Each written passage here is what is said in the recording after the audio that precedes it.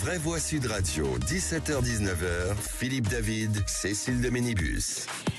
C'est mercredi si je ne m'abuse, ou alors on m'aurait menti. On vous souhaite la bienvenue, jour des enfants. Non, voilà, jour des enfants, ça veut tout dire. De la gourmandise, pas de gâteau autour de la table, pas de bonbons. Il y a un truc qui cloche. Mais il y a Philippe David, mon bonbon favori. Ouais, c'est vrai. Oh et quand même, je ne sais pas quel type de bonbon je suis. Non mais aujourd'hui on est bluffé Ouais, parce qu'il a une magnifique chemise discrète. Oui. Ouais. Je dois dire que Sophie l'a remonté de la montre à la chemise. Je dois dire que c'est en plus comment dire, c'est un summum de bon goût cette C'est du bon chemise. goût, et puis on voit qu'il a bossé, il ressemble de plus en plus à Charles Aznavour. Ouais. J'adore Aznavour, alors là pour moi, excusez-moi, mais c'est un bon compliment. Philippe, est-ce que vous avez vu ce qui est marqué sur votre chemise? Ah bah comme c'est derrière, j'ai pas vu. Il y a marqué, si, je l'ai vu. il y a marqué narcotique. Oui, mais c'est pas du tout escobarien, ne vous inquiétez pas. D'accord. Non, parce que la prochaine étape, c'est quoi? C'est les pompes en croco ou non? Mais dites-nous, le costard. Non, les pompes en croco, c'est pas mon truc. Le costard à rayures. Enfin, non, mais dites-nous, préparez-nous, parce que là, je veux dire qu'il y a une forme de choc thermique qui s'empare de nous, un choc je vous en psychologique. prie. Non, mais c'est beau, Ouais. c'est impressionnant. On ne parle que de ça depuis un quart d'heure. La chemise offerte par Fofi. C'est bien, il y a des vrais sujets de débat Ah bah, aujourd'hui. il y a des vrais sujets. Non mais c'est un débat, on va le régler vite. Regardez quand même sur YouTube. En tout Donnez cas, votre elle est avis généreuse. Elle est au généreuse. 0826 14 000. Donnez votre avis sur la Donc, chemise. celui qui a lu 0826 14 000, il va apprécier. Moi j'aime beaucoup Sophie parce qu'elle s'occupe bien de mon co-animateur. Eh ben voilà, c'est tout ce que j'ai envie de dire. confirme. Eh ben voilà. Et chers amis, en tout cas, ce numéro Il y de a Eric Revel qui Non, mais c'est pas grave, ne vous inquiétez pas. Ne vous Vous inquiétez avez pas. deviné qui est Mais Sophie. on vous expliquera. Non mais, Mais non, parce que voilà. ma femme s'appelle Sophie. Pardon, je crois qu'on a fait une gaffe. Oups, la boulette. Bon, il fallait pas qu'il le sache, en tout cas pas en direct. Non, mais j'attends de savoir qui est cette Sophie alors. C'est la personne qui partage ma vie, cher ami. Voilà pourquoi. Ah, Et, bon, bah, alors on a un nous point commun. espérons que ça n'est pas la même. C'est pas le même prénom. Non, parce que je connais la Sophie, Oui, c'est bah. Eric, c'est pas la même. Bon, C'est pas la Allez, même. allez, on y va, on n'y va pas. C'est parti. Allez, on y va. Les chers amis, en tout cas. Qui l'a dit le sommaire de cette émission. Non, mais là, on peut pas. Là, on peut pas. Prenez un peu de calme, s'il vous plaît. Allez, on y va. Le grand débat du jour à 17h30. Le piège du RN se referme sur la gauche. Titre Mediapart. Le groupe parlementaire de Marine Le Pen va donc proposer l'abrogation de la réforme des retraites lors de sa niche parlementaire. Les députés du Nouveau Front Populaire n'entendent pas la voter et des élus de gauche accusent le RN d'hypocrisie, ce dernier ayant refusé de voter leur amendement sur le sujet en commission budgétaire, et c'était lundi. Parlons vrai. Est-ce que cette proposition de loi du RN est un piège politique pour la gauche? Est-ce que la situation pour la gauche n'est pas je vote pour, tu gagnes, je vote contre, je perds? Et à cette question, la réforme des retraites va-t-elle diviser le Nouveau Front Populaire? Vous dites oui à 72%. Vous voulez réagir? Aude attend vos appels au 0826 300 300. Et Thomas Ménager sera avec nous, député RN du Loiret. Et puis le coup de projecteur des vraies voix sur les déserts médicaux. L'Île-de-France peut retrouver les mêmes difficultés que la Creuse, affirme un responsable de la CPAM. Dans les colonnes du Parisien, l'Essonne, les Yvelines ou la Seine-et-Marne ont enregistré une baisse d'environ 10% du nombre de professionnels médicaux en 10 ans. Alors parlons vrai. Est-ce que la France est devenue un gigantesque désert médical de l'Île-de-France à la Creuse? Est-ce que la suppression du numerus clausus va finir par porter ses fruits? Et à cette question, déserts médicaux, l'État doit-il reprendre la main? Vous dites oui à 84%, vous voulez réagir? Aude attend vos appels et ce n'est pas le désert, c'est le 0826 300 300. Et nous accueillerons avec sa parole libre Gérald Kierziak, médecin urgentiste, directeur médical de Doctissimo, auteur de Leçons d'anatomie chez Albin Michel. On vous souhaite la bienvenue, c'est Les Vraies Voix jusqu'à 19h. Les vraies voix Sud Radio. Bon, on va pas en faire des caisses, hein. Philippe Bilger est avec nous, Françoise Devoix, Ouais, vous Eric êtes tous Revel, entendus. bien entendu, vous les avez entendus, et notre Jacques au 0826 300 300 qui nous appelle, et pas de réflexion, du Cap d'Agde. Bonsoir Jacques. Bonsoir Jacques. Bonsoir à tous et bravo aux 5 majeurs des vraies voix. Merci. Super, Merci. super. Vous avez vu la chemise ou pas? Et Non, mais moi, quand même. on n'a pas le temps. Ah, non, encore, non, j'ai pas vu. Non. Emmanuel Macron, la risée du monde entier, selon vous, c'est votre coup de gueule du jour? Ah oui. Après avoir écouté Frédéric Mathieu, qui est le député d'Ille-et-Vilaine à la tribune de l'Assemblée nationale, je me suis dit, quand même, c'est vraiment on est la risée du monde. Une dissolution ratée, mais entraînant une politique serait spécial, avec un Premier ministre étrange, une politique étrangère où, au bout d'une table la plus longue possible, il voulait ruiner la Russie. Ensuite, il a pris un vent par Madame Belloni. Ensuite, il y a eu les petites phrases sur sa politique étrangère en Afrique, les petites phrases sur Ariel Sharon. Et pour couronner le... Non, Benjamin Netanyahou. Sharon est mort depuis longtemps. Sur Israël, oui. Pardon. Et pour couronner le tout, aujourd'hui, on a un ancien ministre de l'économie qui est réfugié en Suisse et qui nous dira peut-être la vérité. Ah oui. Alors voilà pourquoi mon coup de gueule aujourd'hui, c'est on est vraiment moqué dans le monde entier. Philippe Bilger, rapidement. C'est un coup de gueule. Je suis pas trop partisan du ton de la dérision comme ça, mais ce qu'il dit est exact. Oui, c'est vrai que c'était l'enfant chéri, Emmanuel Macron. Je vous rappelle, il y a 7 ans, quand il est élu, il fait la une du New York Times, du Time, de tous les journaux européens en disant il va changer l'Europe, il va changer le monde. Et c'est vrai que 7 ans après, le bilan est calamiteux, vraiment. Éric Revel. Crise budgétaire, crise politique, crise sociétale, crise diplomatique. Crise de foi. C'est le président des crises. Ouais. Crise de foi, non. Et puis, juste un mot sur Mélanie. Avant la troisième. Sur Mélanie, ce que dit Jacques est très juste. Je regardais ce papier dans Le Monde. On n'a plus le temps. J'avais fait cette analyse il n'y a pas trop longtemps. Le papier, c'est Mélanie passée en 2 ans des marges post-fascistes au centre du jeu politique européen. Et en c'est plus Le Monde qui fait ce papier. Et en plus avec des sondages extraordinaires en fait à la clé en Italie. Allez, les amis, on est très en retard. Dans un instant, c'est le procureur qui va pouvoir s'exprimer à la barre. Voilà, et que va-t-il dire ce procureur ? Eh bien, le procureur va parler d'Eddie Mitchell, qui lui-même a été interviewé sur France Inter. Oui. Et il a dit dans le micro. Je suis contre ces gens-là. Avant, je ne votais pas. Désormais, je vote contre eux. Il parlait évidemment du Rassemblement national. Ce qui m'a un peu étonné. Et pendant que Jacques Révy le dit, c'est qui l'a dit. Mais ça fait 2 ans que vous le disiez. Allez, on y va, à tout de suite. Les vraies voix Sud Radio, 17h-19h, Philippe David, Cécile de Ménibus. Très entouré, mon Philippe David. Ah oui, très bien entouré avec Philippe Bilger, Françoise Degois et Éric Revel. Il est pas là. Et vous, bien évidemment, ça va de soi. Bon vous pouvez me mettre de côté. Non, excusez-moi, moi je voudrais savoir pourquoi, j'ai une question à poser, pourquoi Éric Revel fait des trucs, il fait... Mais il sait que ça me fait rire. Ah d'accord, en fait, Françoise, j'ai écouté longtemps Martine Aubry, elle avait créé des emplois comme agent d'ambiance, vous voyez, pour occuper les jeunes. Moi, je suis agent d'ambiance, vous voyez. Voilà, pour Philippe Bilger. Voilà. Allez, Félix est avec nous autour de cette table. Bonsoir Félix Mathieu. Bonsoir tout le monde. Les 3 mots dans l'actu dans un instant. De quoi parle-t-on ? On va parler de ce 49.3 prêt à servir au cas où sur le budget. Michel Barnier le prépare, mais dit ne pas vouloir s'en servir. De ce bébé prématuré aussi, il est toujours introuvable. Et puis de Barack Obama qui rappe avec Eminem en 3 mots, préventif, nourrisson et rap. On en parle dans un instant. En attendant, la voix est au procureur. Les vraies voix Sud Radio, le réquisitoire du procureur, Philippe Bilger. Et vous...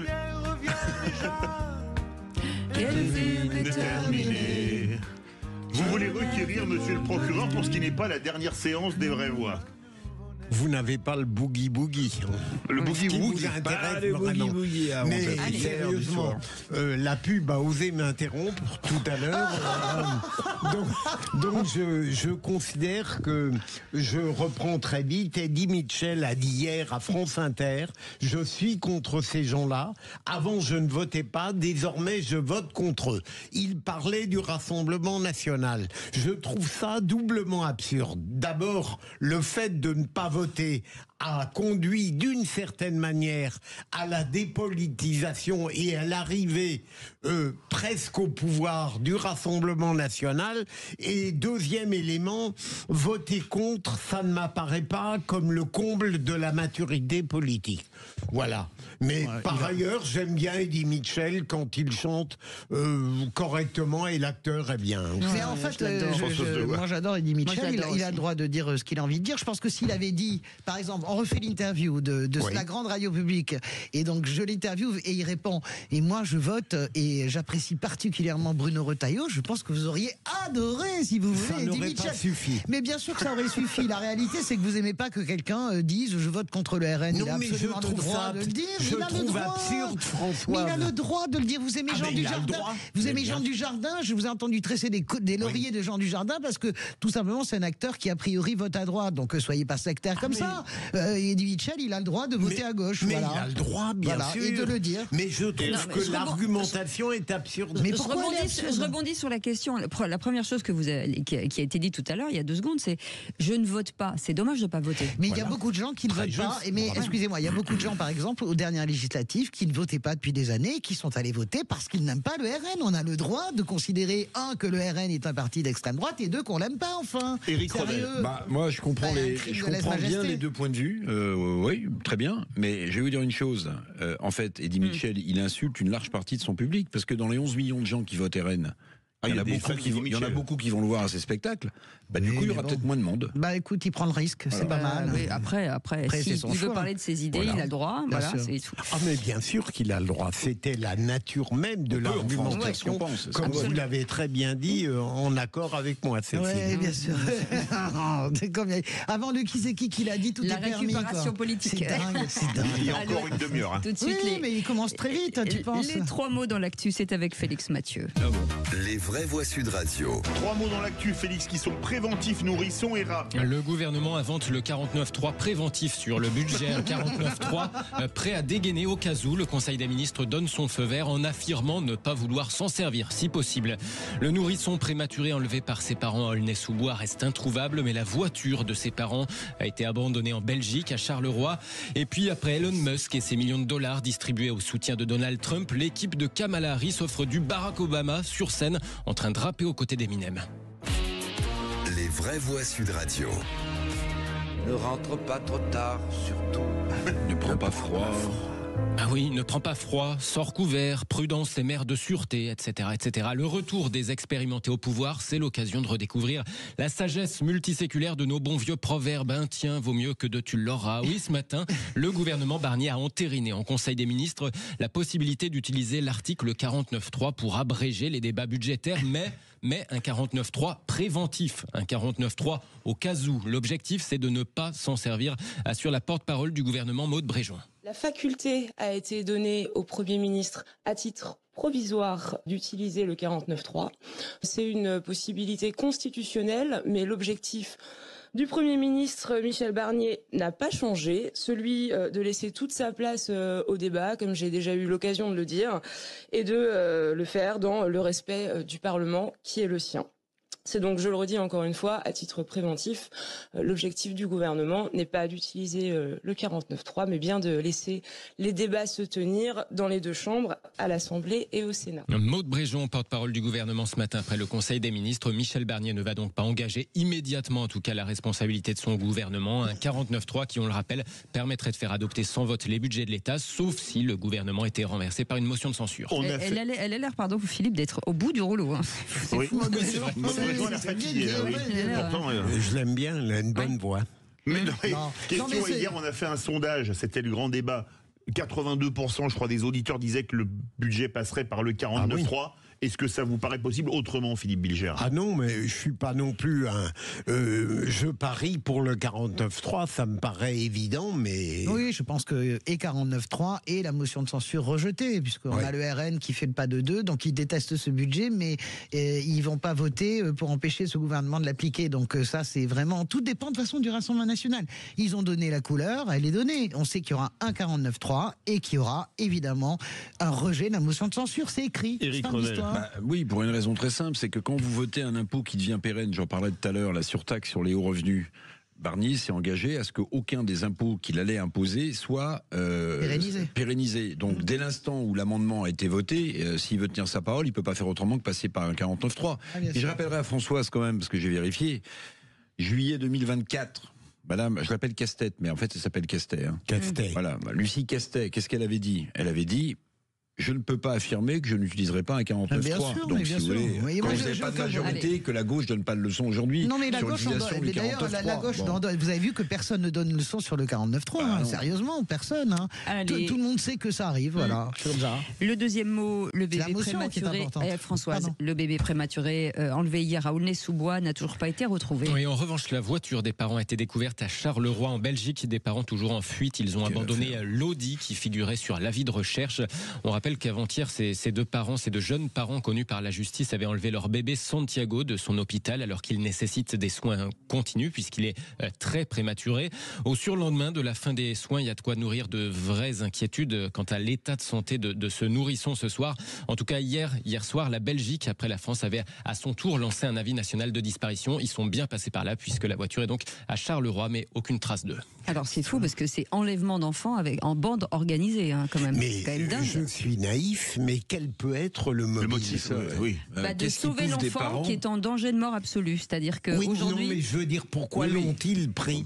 C'est vraiment la question psychologique, je suis d'accord, mais c'est hallucinant. Visiblement, d'après ce que dit la police, c'est peut-être parce qu'on voulait leur enlever, en fait. La garde. Et donc peut-être que les services sociaux voulaient l'enlever, et je pense que... C'est possible, c'est possible, mais c'est terrible, c'est absolument affreux, ça me rend malade. Ça fait 18 heures qu'il a été enlevé, 36 heures qu'il a été enlevé, donc ça fait... J'écoutais un pédiatre sur une télé là hier qui disait de quoi il a besoin. En fait, c'est un grand prématuré, donc il est né à 6 mois, donc il a besoin d'oxygène en fait en permanence. D'oxygène et de perfusion et de perf. Voilà, donc cet enfant. Donc là, ils vont aller chercher dans les pharmacies, dans les hôpitaux, parce que j'imagine que les parents se rendent bien compte que l'heure tourne. Est-ce que vous pensez qu'ils s'en rendent compte sérieusement faire une chose comme ça? Est-ce que ça veut dire qu'ils ont une conscience Enfin, je sais pas. On ne sait pas. Écoutez, on verra l'issue. Le troisième mot, Philippe. Rap. Barack Obama voulait envoyer du lourd pour soutenir Kamala Harris. Face aux $1 million par jour d'Elon Musk pour soutenir Donald Trump, la campagne de Kamala Harris répond donc avec du Eminem, suivi sur scène par President Barack Obama.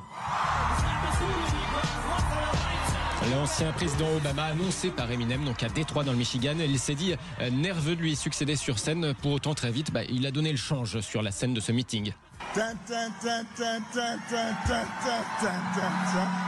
nervous, but on the surface I look calm and ready to drop bombs, but I keep on forgetting. Barack Obama qui rappe, en tout cas qui déclame du Eminem. Nous n'avons pas besoin de voir à quoi ressemble un Donald Trump plus âgé, plus fou et sans garde-fou, a-t-il aussi lancé sur un registre plus sérieux. Ou encore, je le cite, Kamala Harris défend un avenir dans lequel les libertés seront protégées et maintenues. Est-ce que ce sera aussi contre-productif qu'en France, les soutiens de vedettes comme ça, de gens qui n'ont pas forcément réussi dans leur mandat? Mais excusez-moi, est-ce que ça ne devient pas n'importe quoi? Entre lui qui donne $1 million, l'autre qui fait venir machin. Moi j'adore les campagnes américaines pour ça, parce que la réalité c'est que, ok, elle est exceptionnelle. Mais c'est quoi le fond en fait? Mais le fond, ça fonctionne véritablement comme ça, c'est-à-dire que je pense pas du tout que Trump s'est planté avec son histoire de McDonald's. Je pense qu'il a touché une catégorie, et je pense absolument que Obama qui rappe avec Eminem, qui est un des plus grands rappeurs du monde, en tout cas la méga star du rap, ça a un sens aussi pour l'électorat. Ils sont tous en train de se battre là pour l'électorat qui n'a pas encore décidé.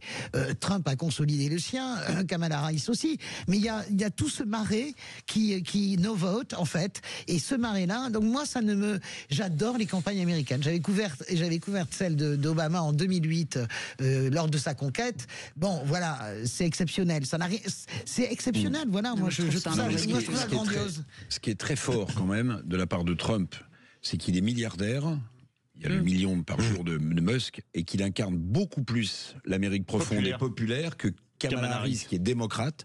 En fait, un rappeur... En fait, j'ai l'impression qu'Obama et les démocrates en général, et la plupart des commentateurs politiques en France sur les élections américaines, pensent que l'Amérique, c'est la côte Est et la côte Ouest. Non, je pense que c'est fini, ça. Mais en réalité, ce qui est très fort de la part de Trump, qui est milliardaire, qui est soutenu par des gens qui ont beaucoup d'argent, c'est qu'il incarne beaucoup plus l'Amérique profonde en difficulté que ne l'incarne Kamala Harris. Je pense que c'est fini, ça. L'histoire de la côte Est, c'est terminé. C'était valable. Allez, merci Françoise. Avant. Ah bon? Oui, parce que le temps tourne. J'ai dit avant, c'était valable. Je suis un vieux commentateur, c'est pour ça. Allez, vous restez avec nous. Le Rassemblement national relance le débat sur la réforme des retraites, une proposition qui met la gauche face à un dilemme, division en vue pour peut-être le nouveau Front populaire. Alors parlons vrai. Est-ce que cette proposition de loi du RN est un piège politique politique pour la gauche. Est-ce que la situation pour la gauche est je vote pour, tu gagnes, je vote contre, je perds? Et à cette question, la réforme des retraites du RN va-t-elle diviser le nouveau Front populaire? Vous dites oui à 72%, vous voulez réagir, elle ne divise pas les appels, elle les prend. C'est trop, au 0826 300 300. Et avec nous, Thomas Ménager, député du Loiret et porte-parole du groupe RN à l'Assemblée. Bonsoir, monsieur le député. Petite question rapide, est-ce que semer finalement la zizanie à gauche, c'est volontaire? Non, c'est pas volontaire, mais malheureusement, ça montre aussi leur duplicité pour certains qui ont fait le tour des plateaux télé, le tour des marchés pour dire qu'ils étaient pour l'abrogation et qui ce matin ne l'ont pas voté. Et certains ont eu un peu plus de courage, c'est le cas des communistes. Et l'ont peut-être eu aussi parce que Fabien Roussel, lui, s'est fait battre par un député RN et qu'il a compris qu'on ne pouvait pas avoir un double langage. Allez, on en parle dans un instant. 0826 300 300, vous voulez commenter ou partager le débat avec nos vraies voix du jour, vous êtes les bienvenus. Les vraies voix Sud Radio, 17h-19h, Philippe David, Cécile de Ménibus. Chers amis, merci beaucoup de nous suivre tous les jours et vous êtes abonnés à différentes plateformes d'opinion, en tout cas de cette belle radio Sud Radio, Twitter, Facebook, Instagram, TikTok, la chaîne YouTube. Je vous incite à vous abonner si ça n'est toujours pas fait. En tout cas, si vous voulez voir Philippe Bilger, si vous voulez voir Françoise de Groix, si vous voulez voir Éric Revel et Philippe David, il faut cliquer. Et vous aussi. La seule chose qu'il faut voir aujourd'hui, c'est de toute façon la chemise. Je vous en prie. Je vous en prie. Bien sûr. On y va, mon Philippe? On y va, c'est parti. Allez, le grand débat du jour. Les vraies voix Sud Radio, le grand débat du jour. Qui réussira à abroger la réforme des retraites? Les Français nous ont missionnés pour une chose, abroger la réforme. Nul besoin de participer à cette arnaque, car dans un mois sera votée notre proposition de loi d'abrogation de la retraite à 64 ans. On ne peut pas vous faire confiance, vous êtes insincères et vous êtes en réalité des ennemis de la question sociale. On leur dit, vous ne vous engagez pas finalement sur un autre texte, faites vous engager tout simplement sur un socle que nous aurions en commun, abroger les dispositions de la loi Macron. Ça s'appelle une imposture, cette proposition de loi. Pourquoi? Parce que d'abord, elle n'arrivera jamais au Sénat, étant donné que le Rassemblement national n'y a pas de groupe. J'appelle le gouvernement à laisser les députés voter et à respecter leur vote. Et donc le titre de Mediapart, le piège du RN se referme sur la gauche. Le groupe parlementaire de Marine Le Pen va proposer l'abrogation de la réforme des retraites lors de sa niche parlementaire. Les députés du nouveau Front populaire n'entendent pas la voter, renvoyant à la niche parlementaire de LFI sur le même sujet. Des élus de gauche accusent donc le RN d'hypocrisie et ce dernier ayant refusé de voter leur amendement sur le sujet en commission budgétaire lundi. Alors parlons vrai, est-ce que pour vous le vote sera à somme nulle? Le nouveau Front populaire ne vote pas la proposition de loi du RN et le RN lui rend la monnaie de la pièce plus tard. Est-ce que c'est finalement pas de l'enfantillage politique? Et à cette question, la réforme des retraites du RN va-t-elle diviser le nouveau Front populaire? Vous dites oui à 72%, vous voulez réagir? Les vraies voix et Aude attendent vos appels au 0826 300 300. Et Thomas Ménager est avec nous, député du Loiret, porte-parole du groupe RN à l'Assemblée nationale et qui porte la proposition de loi pour abroger la réforme des retraites. Merci monsieur le député d'avoir accepté notre invitation. Mon cher Philippe, y aurait-il du grabuge? Oui, alors, si le monde politique n'était pas aux antipodes, de mon point de vue, des vertus ordinaires, c'est-à-dire sincérité, authenticité, bonne foi, et si par ailleurs le RN, qui est évidemment élu démocratiquement et dans l'espace républicain, pourtant traité comme s'il ne l'était pas, il est évident que tout simplement le nouveau Front populaire aurait voté ce que propose le RN, puisque leur finalité, j'insiste sur le terme, leur finalité est la même si les modalités et les ressorts peuvent être différents. Mais c'est le contraire, bien sûr, et ça montre à quel point dans notre vie politique, on est au fond confronté à une véritable guerre civile que je trouve absurde. Françoise de Groix. Il n'est pas question de guerre civile. Moi, je comprends tout à fait que la gauche ne veuille pas voter un texte du Rassemblement national. D'ailleurs, je ne comprends même pas comment c'est même envisageable. Enfin, en réalité, ces législatives ont été gagnées contre l'extrême droite. Donc, il est tout à fait normal que les députés en cohérence ne votent pas. D'autant qu'il y aura... En plus, cette niche parlementaire n'a aucune chance d'aboutir. De toute façon, ni à l'Assemblée, ni au Sénat. Donc, ça sert à quoi d'être stérile et d'aller voter? Parce que vous faites tout à jeu égal. Mais pour la gauche, ça n'est pas égal. Vous considérez que le RN, voilà, c'est un parti de droite comme un autre. La gauche ne le considère pas. Elle a raison d'aller au bout de sa logique et elle votera sa propre proposition de loi loi, la PPL, qui aura lieu la semaine prochaine, le mois prochain. Et il y a un groupe parlementaire à gauche au Sénat et ça peut aller plus loin. C'est tout. Moi, je vois pas, ça casse pas trois pattes à un canard, hein, sérieusement. Il y a de la polémique comme du beurre en bas, hein, vous voyez, à peu près. Si le vrai intérêt du NFP, c'était de favoriser les Français avec l'idée que cette réforme des retraites est néfaste, il vaut mieux s'allier pour voter l'abrogation de cette réforme des retraites que ne pas le faire. Et pourquoi est-ce que le RN n'a pas voté? Mais pourquoi le RN n'a pas voté l'amendement? Je vous ai écouté parler. Attendez, donc, dans l'autre sens, ce qui se passera, c'est que évidemment le RN ne votera pas. Mais non. Ils vont pas faire ce cadeau à l'extrême gauche. Excusez-moi, il fallait voter l'amendement. Je termine, Françoise. En budget. Donc, en réalité, qui va trinquer? C'est les Français qui ont pensé qu'en votant les RN ou en votant NFP, ils étaient assurés que l'abrogation de la réforme des retraites irait au bout. Donc en fait, les cocus de l'affaire, c'est les les électeurs qui ont voté ou pour le NFP ou pour le RN. Maintenant, sur le fond, je vais vous dire une chose. Abroger cette réforme des retraites, c'est une connerie monstrueuse. C'est une connerie monstrueuse. Mais bien sûr. Mais non, mais ça, c'est un autre débat. Mais c'est pas un autre débat. Si vous voulez, dans la situation dans laquelle on est, ne pas dire la vérité aux gens, c'est terrifiant. Le député sera pas d'accord avec moi, évidemment, mais quand vous regardez les chiffres, quand vous regardez ce qui est en train de se passer, quand vous regardez ce qui se passe dans d'autres pays, comme on essaie au contraire de faire travailler plus les gens, faire croire aux Français qu'en travaillant moins, ils auront le même niveau de retraite, c'est pas vrai. Ou alors, vous voterez plus tard la gauche. Non, mais arrêtez. Un effondrement. Non, écoutez, vous pouvez pas prendre la parole pendant 4 minutes en nous assénant des trucs sur les retraites. Ou alors vous accepterez d'expliquer à vos électeurs que vous allez baisser le niveau de leur retraite. Voilà, il n'y aura pas d'autre. On va pas faire un débat sur les retraites parce que là, c'est le fond du problème. Non, ça n'est pas vrai. On a un invité, s'il vous plaît, Françoise, s'il vous plaît. Thomas Ménager est avec nous, député du Loiret, porte-parole du groupe RN à l'Assemblée nationale. Monsieur le député, on vous laisse la parole sur ce sujet. Oui, beaucoup de choses ont été dites. Ce qui est vrai, c'est qu'on a vraiment l'impression qu'on est dans des gamineries. Parce que c'est vrai, on peut bien entendu se combattre pendant les élections. Et je combats, moi, de manière très frontale, la France Insoumise, le NFP. Mais quand on est élu, après, notre rôle, c'est de voter la loi. Et de voter tout ce qui est en conformité avec ce que l'on considère qui va dans l'intérêt général.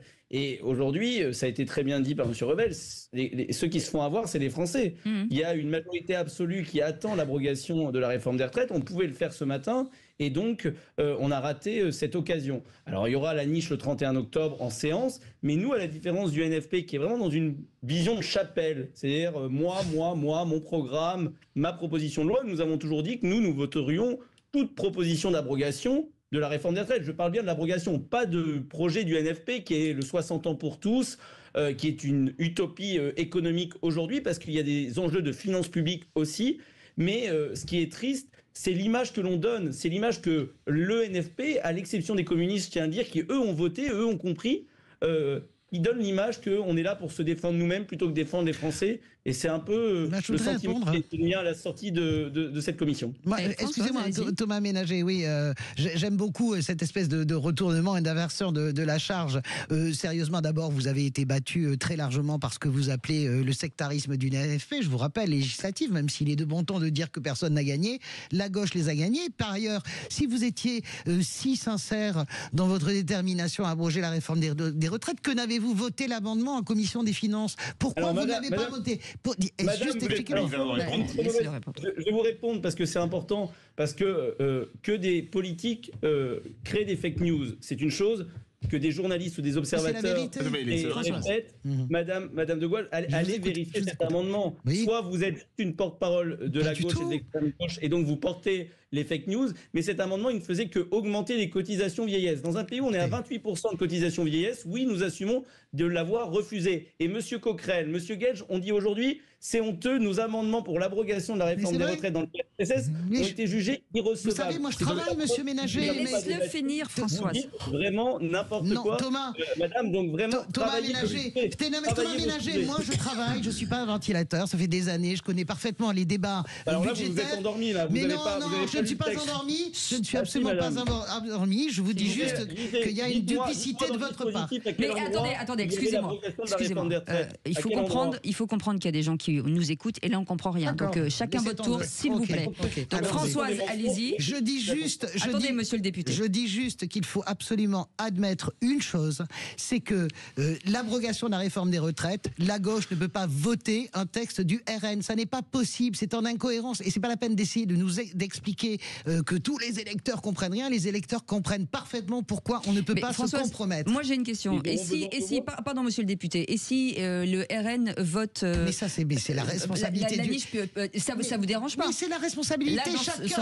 Dans le sens chacun a la responsabilité. Vous avez bien compris quand même que c'est pas la même chose de décider de voter un texte. C'est ma question.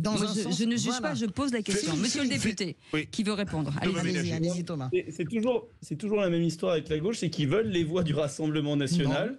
Ils auront besoin de nos voix. Ils auront besoin de nos voix pour l'abrogation. Voilà, c'est niveau CP en mathématiques et en arithmétique pour savoir qu'il y a besoin, pour qu'il y ait une majorité, que le Rassemblement national le vote. Mais par contre, ils sont incapables de voter pour le Rassemblement national parce que leur vision de la politique, c'est le coup d'après plutôt que de défendre les Français. Monsieur le député, au-delà très directement de cette interrogation, est-ce que vous êtes d'accord avec le rôle qu'on prête au Rassemblement national, en quelque sorte une sorte d'épée de Damoclès dont dépendrait en permanence la survie du gouvernement Barnier, ou est-ce que ça n'est pas votre conception de la vie parlementaire ? L'image de l'épée de Damoclès est peut-être un peu violente. Après, c'est le rôle des oppositions de surveiller démocratiquement et de pouvoir utiliser cette motion de censure si, à un moment, le budget, notamment, est tellement néfaste pour les Français que nous devrons prendre cette décision de le censurer. Nous ne le souhaitons pas. Nous souhaitons avoir un budget. Nous souhaitons que ce budget aille dans l'intérêt des classes populaires et des classes moyennes. Mais on ne pourra pas non plus laisser passer n'importe quel budget. C'est un équilibre entre le danger que peut représenter un pays qui n'aurait plus de gouvernement et le danger pour un pays qui aurait un budget qui serait néfaste pour les Français. Éric Revel. Oui, là je pense qu'on est quand même dans une situation extrêmement périlleuse. Je ne sais pas si vous avez vu les mises en garde du FMI, du Fonds monétaire international, sur le cas français. On est quand même sur la corde raide. Et là je dis pas ça pour faire peur. On est quand même dans une situation financière et budgétaire qui est absolument explosive. Alors je ne sais pas quel type de budget on aura. J'espère que les augmentations d'impôts, en dépit de ce qu'a dit Barnier, ne seront pas supérieures aux réductions de dépenses publiques, même si à mon avis on en prend le chemin, et que surtout, et c'est peut-être la raison pour laquelle on le disait tout à l'heure que Barnier va passer par un 49.3, c'est que, et je crois que le RN l'a voté d'ailleurs ça, la pérennisation de la surtaxe sur les hauts revenus, c'est quand même une façon, comme d'habitude, de rhabiller l'histoire de la fiscalité en France. C'est-à-dire qu'on commence par dire aux Français, quel que soit leur niveau, on va vous faire une petite taxe qui durera 2 ans, 3 ans, puis après on vous la colle pour l'éternité. Je rappelle juste quand même que la vignette auto 1954. Voilà, mais je rappelle juste quand même. Alors évidemment, ce sont des salaires très conséquents. C'est 500 000 euros par an de revenus, c'est 250 000 par personne. C'est un cadre supérieur d'une grande boîte. C'est 20 000 euros par mois. C'est considérable. C'est considérable. Mais ce que je veux dire, c'est que là, on va taxer des gens, en fait, en récupérant, parce qu'on a la culpabilité en France de la fiscalité, en fait, on est en train de réimposer un ISF.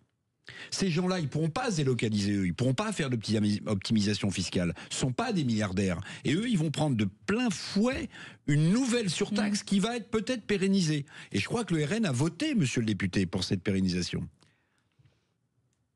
Nous souhaitons que s'il y a des taxations et des impositions supplémentaires sur les hauts revenus, elles soient temporaires et surtout elles permettent, parce que notre logique c'est pas que l'imposition permette de boucher des trous et de compenser des dépenses qui seraient excessives, mais qu'elles soient là pour de la redistribution pour les classes populaires et les classes moyennes.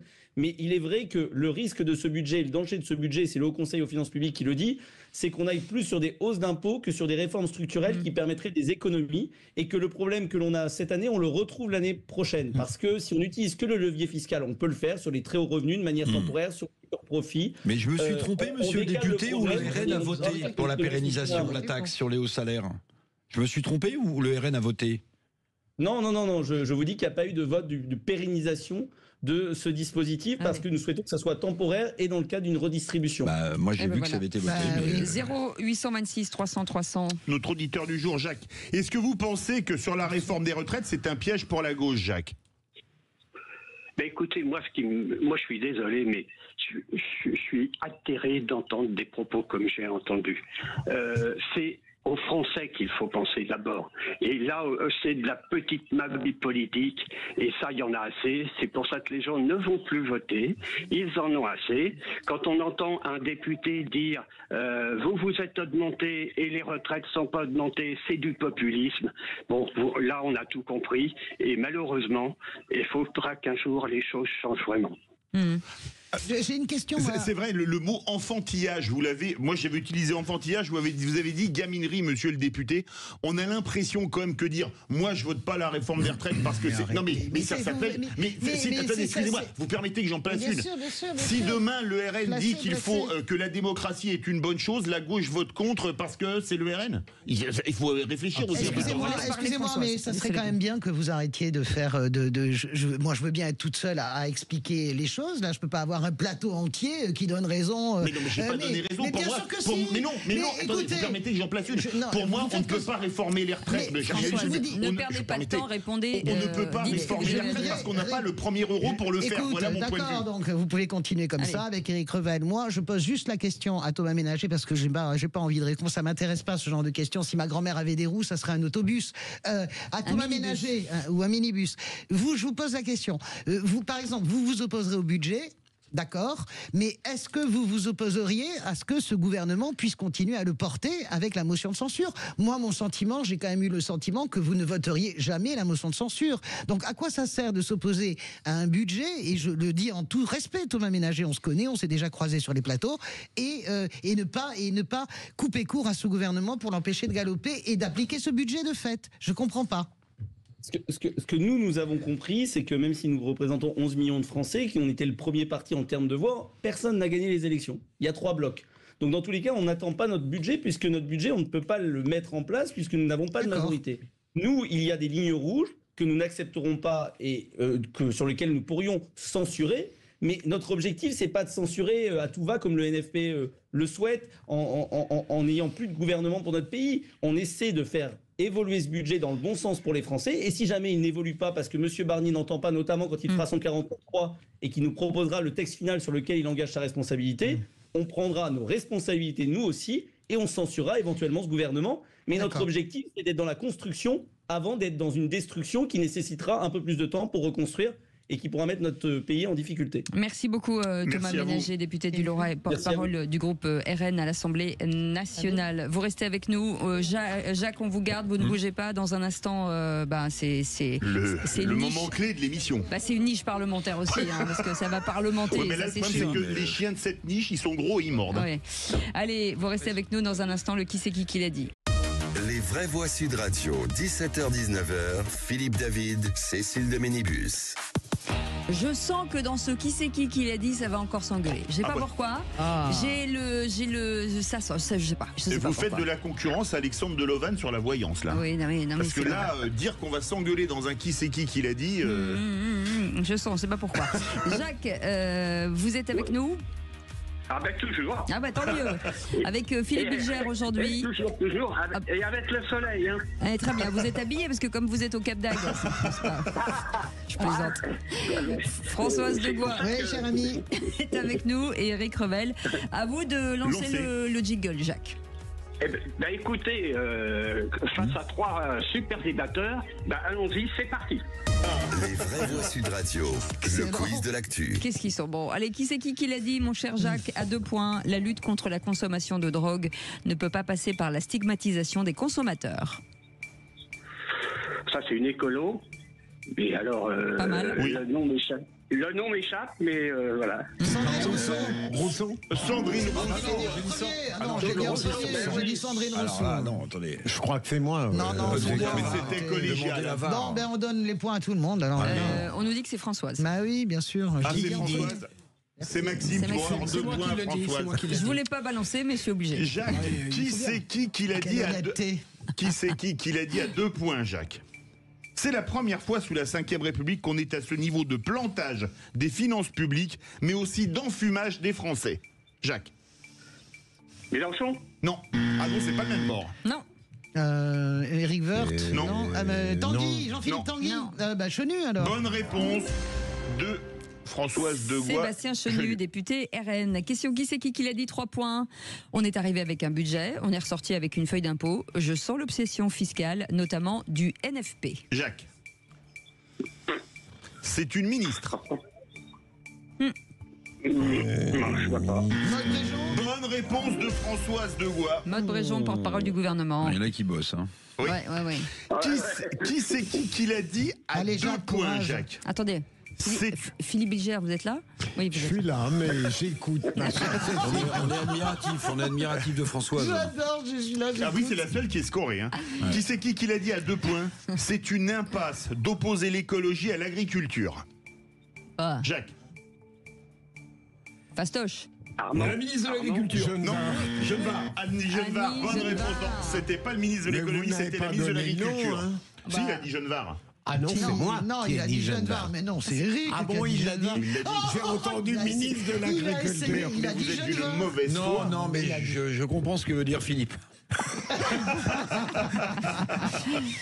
Il attendait que je débouche une bouteille. Il a dit Genevard. Il a dit Genevard. Laissez-moi au moins un point. J'avais cru que vous aviez dit simplement ministre. Il a essayé. Tu te rends compte qu'il a quand même essayé? Je termine toujours négatif. Je suis le seul à avoir des trucs en dessous de 0. Mais vous inquiétez pas. 2 points. Ça va peut-être remonter. Qui c'est qui l'a dit? 3 points. Jacques, écoutez bien. La France vit à crédit et les collectivités ont leur responsabilité à prendre. C'est un maire de grande ville. Oui. C'est pas Estrosi? Non. Estrosi, bonne réponse de Philippe Bilger, le maire Horizon de Nice. Est-ce qu'on peut refaire un point là? J'ai peur de me faire gratter sur le fil. Vous avez 7 points, Philippe Bilger 3, Éric Revel 2 et Jacques pour le moment 0. Qui c'est qui l'a dit à 3 points? 3 points. Emmanuel Macron n'a aucun problème avec Israël. Jacques. Il y a une logique. Ah bah c'est... Barreau, c'est moi qui l'ai dit en premier. Non, j'ai dit Barreau. Non, vous avez dit Jacques Barreau. Mais j'ai dit Barreau, j'ai pas dit Jacques, j'ai dit Barreau. Mais vous êtes dégueulasse. Mais Jacques Barreau, il m'avait dit j'ai commencé par dire alors c'est moi. J'ai dit Barreau en premier. Et ne demandez plus à Maxime. J'ai dit Barreau. J'ai dit Barreau. Parce que je le connais. Attendez, on va demander la VAR. On va demander la VAR. Cécile, j'ai dit Barre et après ma voix a été couverte. J'ai dit Barreau. Ma voix a été couverte. J'ai dit Jacques Barreau. Est-ce qu'on peut avoir le ralenti? Le ralenti. Excusez-moi, j'avais annoncé avant que vous alliez vous engueuler, c'est sûr, c'est sûr. On attend le jugement de Salomon. Je pense qu'on parle d'Israël. Que c'est non, c'est pas vrai, mais Cécile, c'est pas moi vrai. largement. Non, alors largement, j'ai une demi-seconde d'avance en disant Maxime. Allez, on perd du temps là. Maxime. Non, mais je suis pas d'accord. Je l'ai dit, j'ai dit Barreau et l'autre il est venu J'ai dit dessus. Barre et j'ai été couvert, ma voix était couverte. Eric a dit Barnier, c'est sûr. Non, mais moi, non, mais c'est clair. Eric, vous êtes... Allez, faut y aller. Je pense que c'est Philippe, c'est pas vrai. Les points à qui alors? Mais non. Les points à qui? Je vous assure, je pense sincèrement. Françoise, moi je suis recta. Non, mais j'ai dit. Bon, je ne mets point à personne. Non. Je pense que c'est Philippe. Moi j'ai un doute, mais bon, allez. Non, bien sûr. Sincèrement, parfaitement intègre. Forcément, elle est plus près de vous, c'est normal, elle vous entend au début. Bon, allez, on n'a plus le temps là. Dernière question à 3 points. Qui c'est qui l'a dit? Quand on agresse un agent public, on agresse en réalité la République. Oh, encore? Jacques. Non, Jacques. Non, pas Retailleau. Alors Darmanin. Non. Un autre ministre. Un autre ministre. Attention, fonction publique. Cazeneuve. Non, voilà. La fonction publique, mais non, c'est Laurent Saint-Martin. Guérini. Non. C'est plus là, lui. C'est trop tard, c'était Guillaume Casparian, ministre de la fonction publique. Il était au logement avant, fallait C'est mourir. qui a gagné? C'est qui a gagné? On ne pouvait pas deviner. Françoise Degois, 7 points. Philippe Bilger, 6 points. Éric Revel, 2 points. Et Jacques, comme au Cap d'Agde, dans le plus simple appareil. Mais c'est parce que c'est adorable, Maxime m'a floué. Parce que normalement, adorable et très ressenti. Je suis impartial. Maxime, il est juste. Il est juste. Non, c'est Leblanc qui est juste. Merci Jacques, s'il vous plaît. Barre. On vous embrasse. Merci à vous. Non mais vous allez vous taire, oui. Jacques. Quand je les vois, je me dis que les joueurs du championnat d'Italie de football discutent moins qu'eux. Moi, je les ai regardés. Vous savez quoi, débrouillez-vous. Sud Radio. Sud Radio. Parlons vrai. Parlons vrai. Sud Radio. Parlons vrai. Les vraies voix Sud Radio, 17h-19h, Philippe David, Cécile de Ménibus. Retour des vraies voix avec évidemment Cécile de Ménibus, Philippe Bilger, Françoise Degois et Éric Revel. Et non. Bon, moi, je croyais que vous alliez reprendre le relais. Non, pas du tout. Vous voulez parler, hein. Mais non, à 18h40, notre coup de projecteur des vraies voix. Et on vous pose cette question. Déserts médicaux, l'État doit-il reprendre la main? Vous voulez réagir? On attend vos appels au 0826 300 300. Ah. Et puis chaque jour, aux alentours de 18h05, le 0826 300 300, vous laissez des messages répondeurs et on les écoute. Oui, bonjour, Patrick de Perpignan. Je suis un petit peu offusqué dans le sens où la drogue, il n'y a pas forcément d'addiction. De prendre de temps en temps de la drogue, c'est pas grave. Mais je veux dire, si on commence à parler comme ça et que les jeunes entendent ça, ils vont dire bon, bah si j'essaye quelquefois de prendre un peu de drogue, c'est pas gênant, un peu de cocaïne, bon, c'est pas gênant. En attendant, tous les dealers et tous les vendeurs de drogue vont se frotter les mains. La drogue, c'est de la merde. Qu'on en prenne un petit peu ou beaucoup, c'est un fléau. Arrêtons d'avoir ce discours-là. C'est totalement ridicule. Allez, très bonne journée à vous. Merci.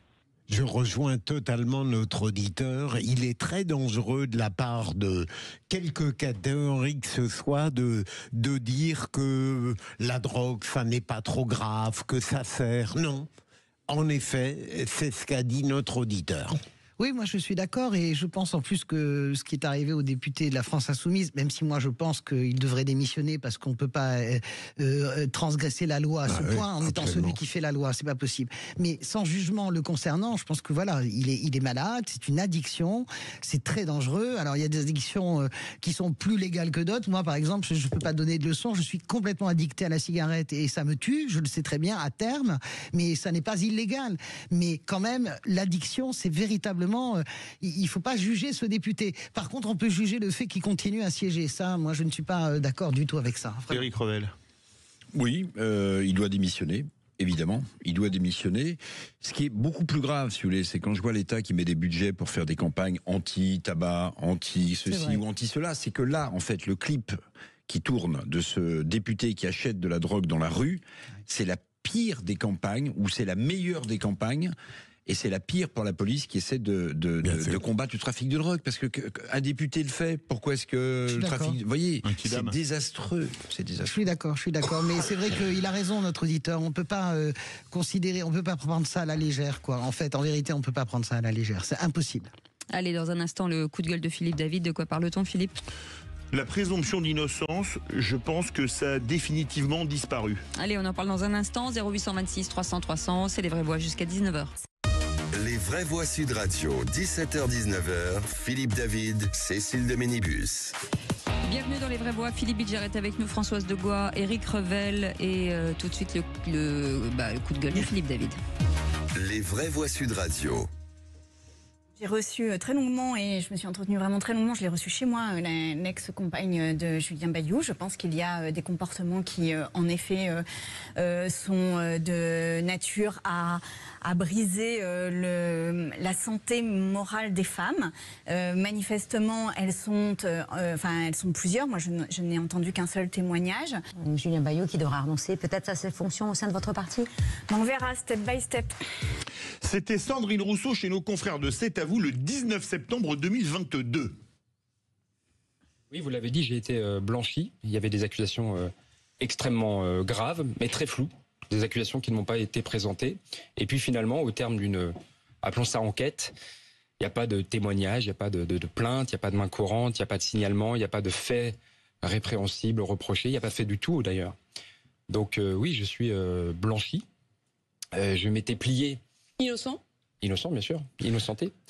C'était Julien Bayou ce matin chez nos confrères de RMC. Comme d'habitude, je vais remettre le clocher au milieu du village, un village au sein duquel l'état de non-droit a fait disparaître un vieux principe appelé présomption d'innocence. Il aura donc fallu 25 mois et une enquête interne au parti écologiste, enquête menée par le cabinet Pisan, pour que Julien Bayou soit blanchi. Un Julien Bayou qui avait été jeté au chien pour faire du François Mitterrand lors des obsèques de Pierre Bérégovoy par Sandrine Rousseau sur un plateau de télévision. Rappelons que suite à ces accusations, Julien Bayou avait été suspendu du mouvement à titre conservatoire avant de démissionner du parti et de quitter le groupe parlementaire à l'Assemblée nationale. Un Julien Bayou qui n'avait pas pu se représenter aux législatives de l'été dernier, son parti ne lui accordant pas l'investiture alors qu'il était député sortant et qu'il souhaitait se représenter devant les électeurs et qui, dans le communiqué annonçant son retrait, s'estimait livré à la vindicte, présumé coupable par son ancien parti et victime d'un acharnement. Bref, désormais, pour vous débarrasser d'un adversaire politique gênant, vous avez l'embarras du choix. Le diffamer à la télévision, à la radio, dans la presse ou sur les réseaux sociaux. Dès lors que la moindre rumeur sortira, votre cible sera jugée coupable à la minute. On en arrive presque à se dire que les procès staliniens étaient plus équilibrés, même si l'avocat enfonçait son client, car celui-ci avait au moins droit à une défense, fût-elle à charge. Comme disait le philosophe Francis Bacon pour conclure, diffamer, il en restera toujours quelque chose. C'est peut-être un peu excessif, mon cher Philippe, mais c'est vrai qu'avec les réseaux sociaux, lorsqu'il n'y a pas de procédure, ça devient très dangereux. Ah ben là, c'était pas réseaux sociaux, c'était plateau de télé. Hein. Absolument, plateau de télé, Sandrine Rousseau, je me rappelle bien l'événement, et c'est elle dont le comportement est inqualifiable, parce qu'elle a laissé entendre à l'époque qu'il était coupable de quelque chose qui a été démontré faux. Ouais, mais au bout de 25 mois quand même. Hein. Oui, Après, moi, je ne sais pas du tout quels sont les tenants et aboutissants de cette enquête interne. Ça me gêne beaucoup parce que je n'ai pas confiance dans les enquêtes internes. Il suffit de voir l'enquête interne de la France Insoumise. Pour un Julien Bayou qui nous annonce lui-même qu'il est blanchi, qu'il n'y a rien. Le parti a fait un communiqué. Hein. Très bien. Je rappelle Adrien Quatennens. J'ai été sur ce plateau et on était tous à peu près d'accord. Enfin, peut-être pas tous. En tout cas, moi, je pensais qu'il fallait qu'il démissionne et les faits ont été avérés. Denis Baupin, c'est-à-dire qu'on peut faire la liste à l'inverse. Et par ailleurs, je ne suis pas d'accord avec vous sur les procès staliniens. Vous aimez trop l'histoire et moi aussi pour ne pas faire ce genre de comparaison. Les procès staliniens se terminaient par des exécutions. On n'en est pas là. C'est pas une exécution. Moi, sur Julien Bayou, il y a une opacité. J'entends ce qu'il dit. Il est blanchi. J'entends ce qu'il dit. Je vois aussi des choses. En fait, il ne faut pas confier ces enquêtes aux partis politiques. C'est surtout ça la règle. J'ai un souvenir cuisant d'un parti que j'aime beaucoup et qui me plaît, les jeunes socialistes. Hein. Souvenez-vous les délires avec les leaders des jeunes socialistes. Tout ça finit un peu dans les limbes, mais la réalité c'est qu'il s'est passé des choses aussi. Donc je ne veux pas entendre ça. Voilà, votre billet me plaît, mais il me plaît pas. Quoi. Voilà. Éric Revel.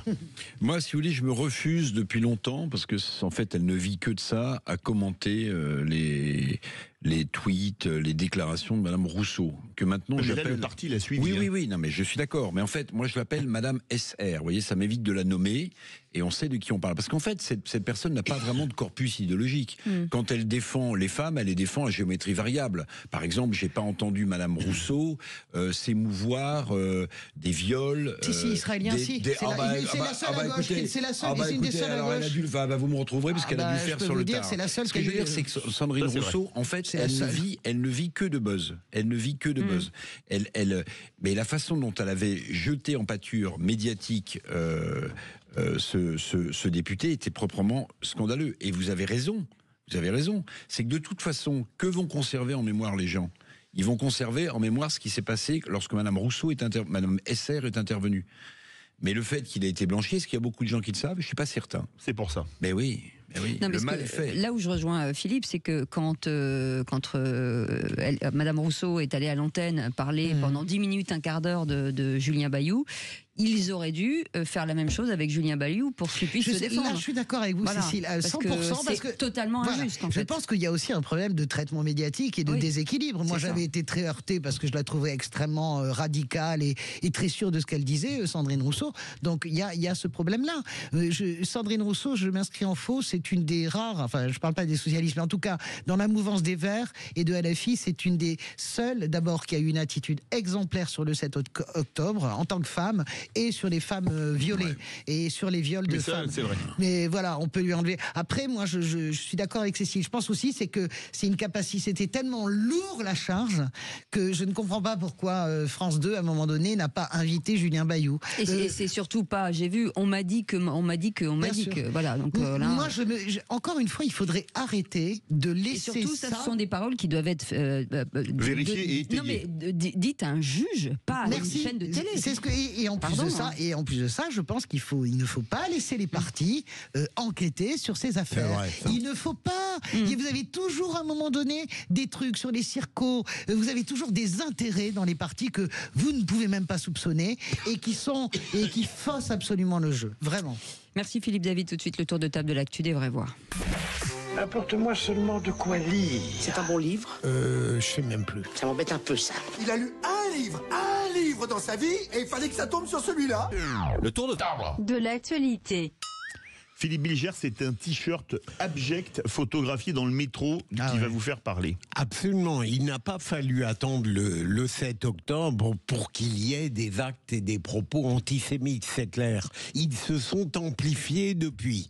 Et d'une manière, en certaines circonstances, tellement ostentatoire que ça devient obscène sur le plan de la transgression.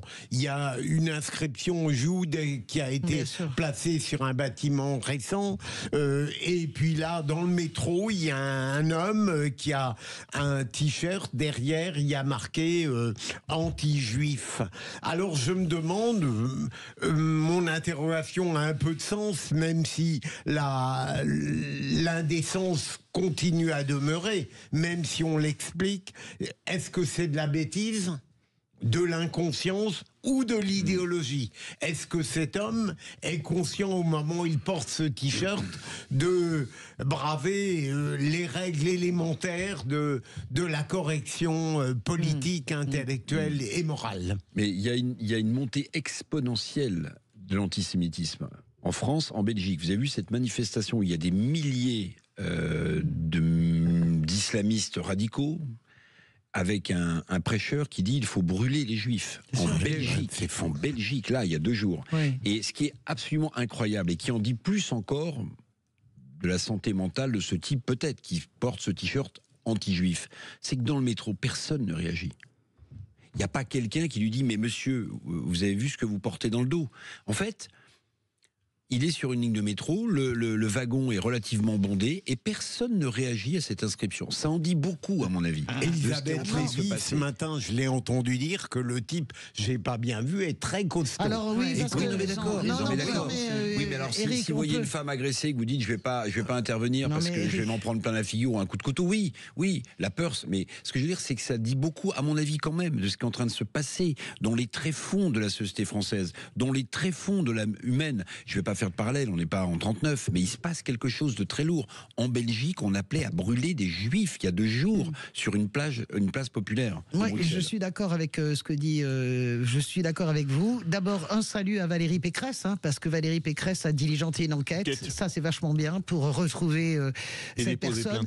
Et je vais dans le sens d'Éric en disant par exemple que Bernard Kouchner, qui est capable d'avoir cette phrase complètement folle. Alors certains disent oui mais bon laisse tomber, il est gâteux. Non, ça a une répercussion colossale. Quand Bernard Kouchner, monsieur comment dirais-je, French Doctor dit quand on voit Gaza, c'est normal qu'on devienne antisémite. Il dit pas anti-israélien, il dit antisémite. C'est terrible. Je pense que pour tous les policiers par exemple français, c'est une déclaration dingue. Ils n'arrêtent pas de se battre, si tu veux, au quotidien pour essayer justement d'atténuer les actes antisémites. Que Kouchner parle comme ça, je m'en fous de comment il parle, mais c'est la résonance que ça peut avoir. Personne, tout le monde est en train de partir en niguedouille, si tu veux, sur le langage. Et depuis le 7 octobre, et j'en veux encore plus bien sûr à la France insoumise, qui continue à creuser inlassablement ce sillon. C'est détestable. Allez, vous restez avec nous, on fait une petite pause, on revient dans un instant avec le tour de table de l'actu de Françoise de Goua et d'Éric Revel. À tout de suite. Les vraies voix Sud Radio, 17h-19h, Philippe David, Cécile de Ménibus. Avec aujourd'hui autour de cette table Philippe Bilger, Françoise Degois, Éric Revel et vous au 0826 300 300 et puis le tour de table de l'actu de Nos Vraies Voix. Il y a quelques instants c'était Philippe Bilger, Françoise Degois, l'interview très puissante de Gisèle Pellicot, c'était dans le Figaro. Oui, alors c'est Figaro qui le reprend, mais en fait ce sont ses témoignages à la barre aujourd'hui. Gisèle Pellicot, moi aujourd'hui d'abord elle a été accueillie, elle a été littéralement acclamée en arrivant au tribunal. Elle a témoigné avec une puissance en disant en fait j'ai honte. J'ai honte, mais malgré ma honte, j'ai voulu que ce procès ne soit pas à huis clos parce que j'ai été violée, j'ai été humiliée, mais je veux faire ça pour que les choses changent. Mais elle m'a vraiment, comment vous dire, elle nous touche, mais là vraiment son témoignage à la barre est encore plus puissant et encore je le redis parce qu'on l'a déjà dit à cette antenne et nous en étions d'accord, mais ce procès a pris une dimension mondiale. Il y a des papiers sur Gisèle Pellicot partout dans le monde. Et ça au-delà de l'émotion, je pense que il y a une conscientisation qui se fait. Je trouve ça très très puissant. Et je remercie cette femme parce que cette femme, son destin est un enfer en fait. Mais de cet enfer, elle essaie de créer des valeurs avec cet enfer et je trouve ça remarquable. Philippe Bilger. Il y a un moment où je trouvais qu'elle parlait trop à l'extérieur de l'audience et que malgré ce qu'elle voulait transmettre, ça prenait un tour avec les avocats qui parlaient. Mais les déclarations que vous évoquez, Françoise, elles sont magnifiques et lorsqu'elle parle des bas-fonds de l'âme du coupable principal et le reste, c'est très profond et ça peut faire réfléchir tout le monde. Je suis d'accord avec vous, j'avais le même sentiment et en fait absolument. Éric Revel. Oui, on peut évidemment saluer le courage de cette femme, hallucinant, qui n'a pas voulu de huis clos dès le début. Je pense qu'il y a un avant et un après, c'est-à-dire que c'est devenu un symbole national, mondial, dit Françoise Degois, mais en tout cas, je pense que il s'est passé quelque chose avec le courage et l'exposition de cette femme. Oui. Il fallait du courage. Imaginez que nous étions été vieux. Pardon. Pas beaucoup de temps. Éric Revel, votre tour de table sur la pérennisation de la taxe sur les hauts revenus. Oui, j'en ai un peu parlé tout à l'heure, donc je vais être très court. Ce qui m'inquiète beaucoup, si vous voulez, c'est la flopée d'impôts que les Français vont prendre dans la figure bientôt, puisque voilà, pour l'instant, on parle des recettes à l'Assemblée nationale. Et voilà, et si on commence, comme d'habitude, à pérenniser des taxes, des impôts, pourquoi est-ce que les Français continueraient à travailler? Pourquoi est-ce que les Français continueraient à payer même leurs impôts? Il y a un vrai sujet.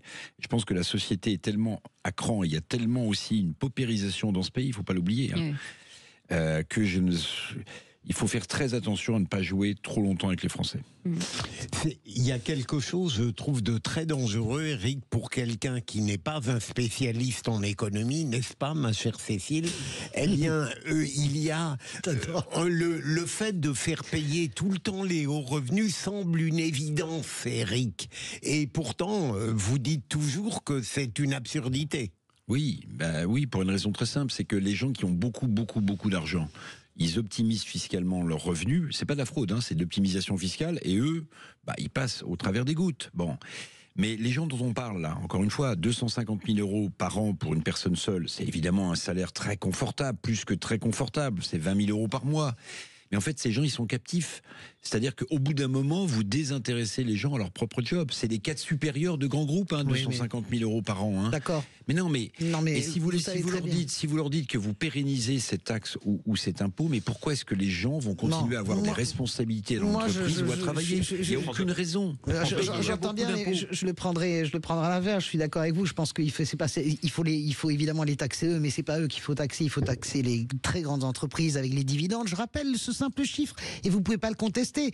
En 5 ans, les 500 plus grandes fortunes françaises sont passées de 600 milliards à 1200 milliards d'euros de fortune. Donc ça veut dire qu'il y a des gens qui s'enrichissent et ça veut dire que de l'autre côté, il y a des gens qui s'appauvrissent. Moi, je ne suis pas du tout pour faire la chasse aux riches. C'est pas ça le sujet. Le sujet, c'est d'essayer de mieux répartir. Donc vraiment, je ne comprends pas. Ce que je trouve dangereux, c'est que on ne répartisse pas mieux. Parce que si on répartit pas mieux, on fait naître des colères, on fait naître des minorités ultra agissantes et c'est comme ça qu'on crée le chaos social.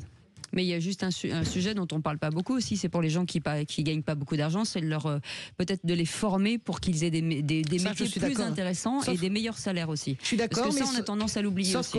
Mais Cécile, alors vous avez 100% raison, sauf qu'on va raboter aussi, et ça Eric le sait, le coup de rabot qui va être donné à la formation professionnelle, eh bien il va être énorme aussi. Merci beaucoup Félix Mathieu, l'info en plus avec vous. Les vraies voix Sud Radio.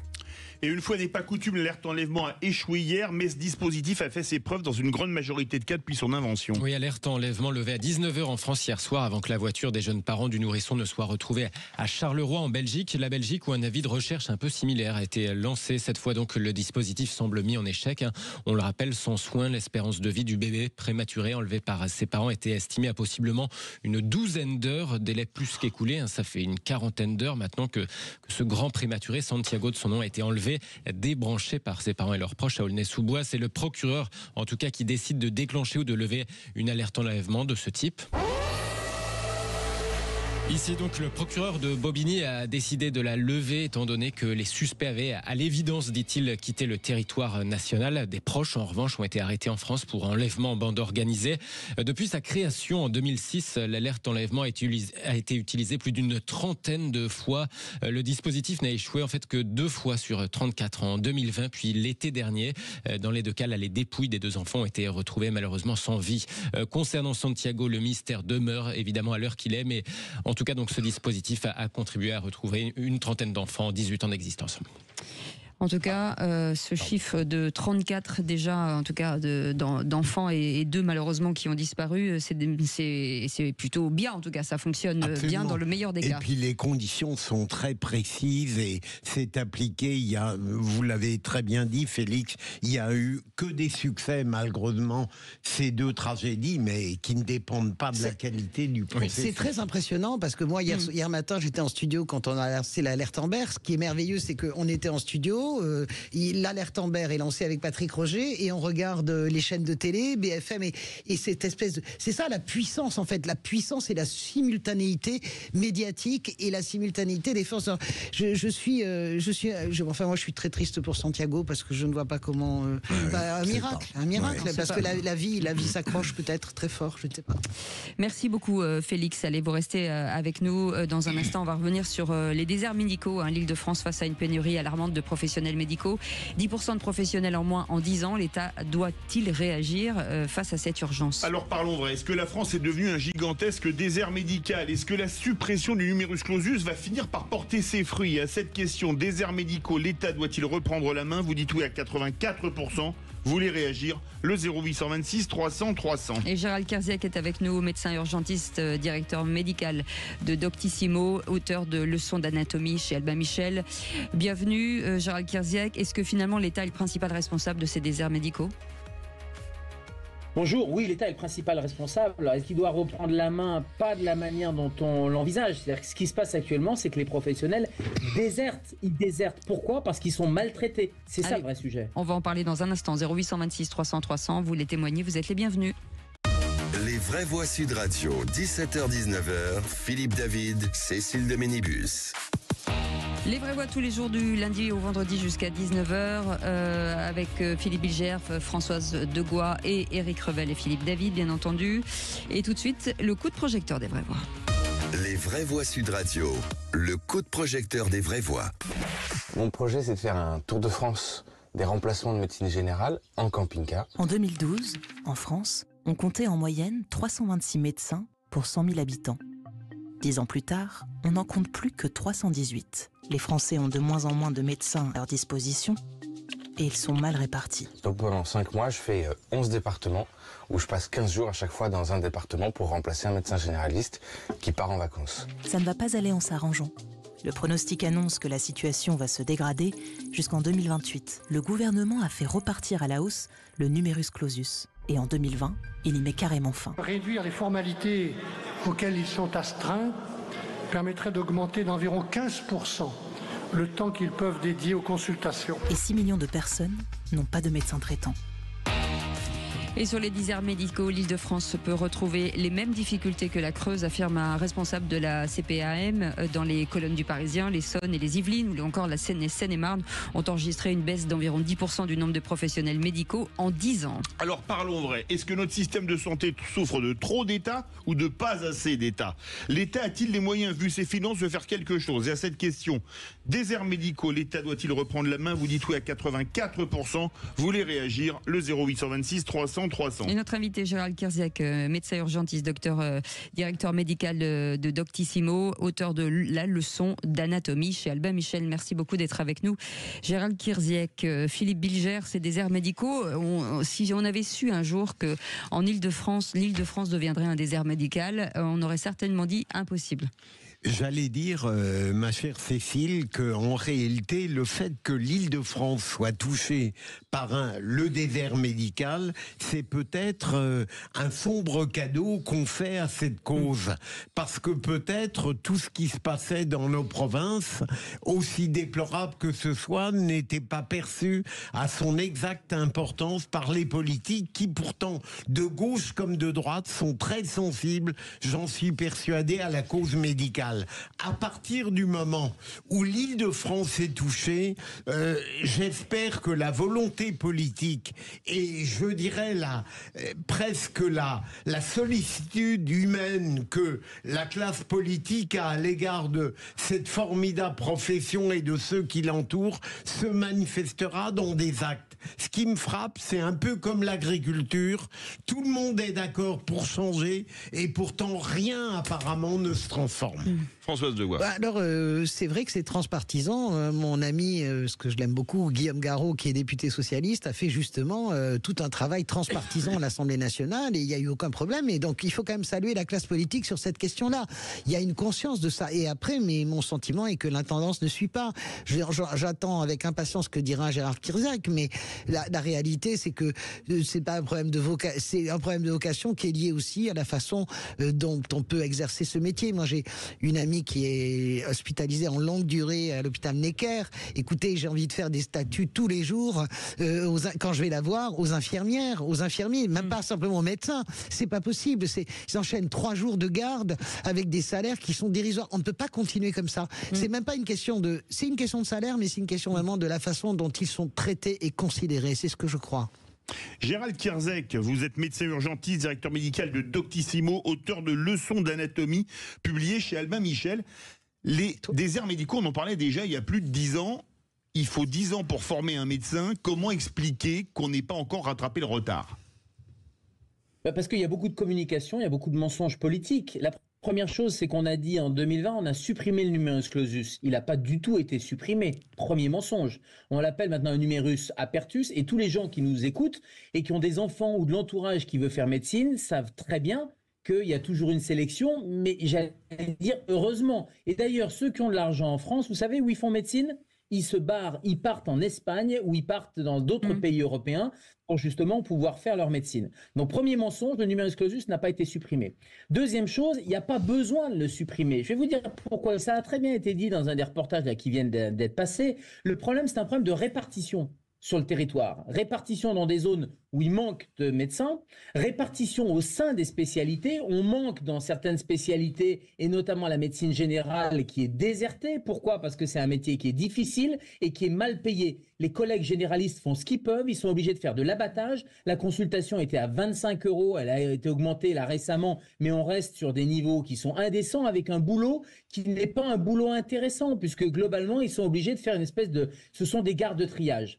Troisièmement, vous avez beau former plus de médecins. Imaginons qu'on forme plus de médecins. Je prends l'exemple des dermatologues. Les dermatologues, actuellement, c'est extrêmement compliqué d'avoir un dermatologue qui fait de la dermatologie.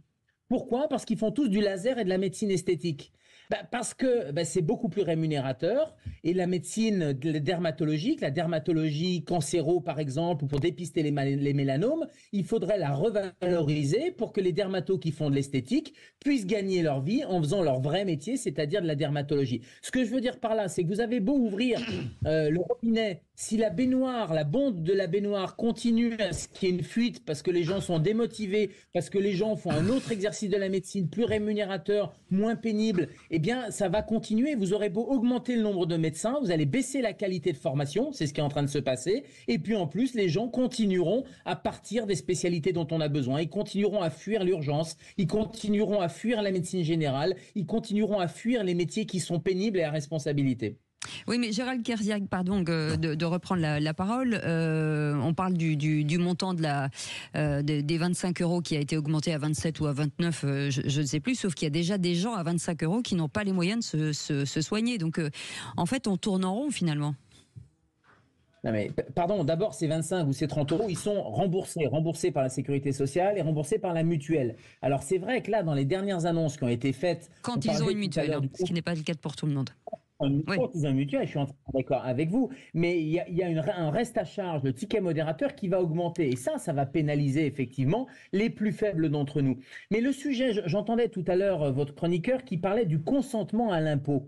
C'est un vrai sujet quand même, parce que la santé, c'est un sujet prioritaire. Il y a une étude qui vient de sortir, un sondage aujourd'hui, Ipsos, qui place la santé comme étant le thème prioritaire dans l'esprit des Français. C'est avant l'insécurité, c'est avant l'immigration, c'est un sujet de cohésion sociale. Tout le monde est d'accord pour être soigné et veut être soigné. Et c'est un sujet de consentement à l'impôt. C'est-à-dire que les gens voudraient bien payer un petit peu plus d'impôts ou de taxes si en face on avait le service médical qui était rendu. Or là, on est dans un système où ni les patients ne sont soignés et satisfaits, ni les professionnels ne sont soignés, ne sont satisfaits. Et Françoise le rappelait, les infirmières sont mal payées, le métier est pénible, et en plus l'intérêt du métier devient extrêmement compliqué. Éric Revel. Oui, bon, moi, vous parliez des dermatos, ça m'a fait quand même un peu bondir, parce que si vous voulez, moi j'imaginais que, naïvement, que tous les praticiens avaient une conscience professionnelle. Un dermato, pardonnez-moi, qui est formé pour être dermato, pour repérer des basos ou des mélanomes, et qui se lance juste pour le fric dans de l'esthétisme et de la médecine esthétique, pardonnez-moi, mais je tombe quand même, je fais tomber de leur piédestal ces spécialistes en dermatologie, par exemple. Maintenant, sur le numerus clausus, je voudrais quand même vous dire une petite chose, vous n'êtes sans doute pas d'accord avec moi, c'est que même s'il n'a pas été supprimé, vous avez raison de le rappeler, c'est qu'en réalité, quand il a été mis en place il y a des années et des années, c'était aussi pour sauvegarder les parts de marché d'un certain nombre de médecins qui vivaient mieux que les autres et qui ne voulaient pas partager le gâteau. Donc là aussi, c'est une affaire de fric. Là aussi, c'est une affaire d'argent. Et les praticiens, évidemment, je ne les désigne pas tous du doigt en disant honte à vous, mais si vous voulez, là aussi, le patient trinque, il n'a plus de services d'urgence dans les hôpitaux publics, il n'a plus de médecins généralistes à trouver, et il s'aperçoit qu'en fait, cette profession est un peu comme les autres, c'est-à-dire qu'il y a une course au fric, il y a une course au gain.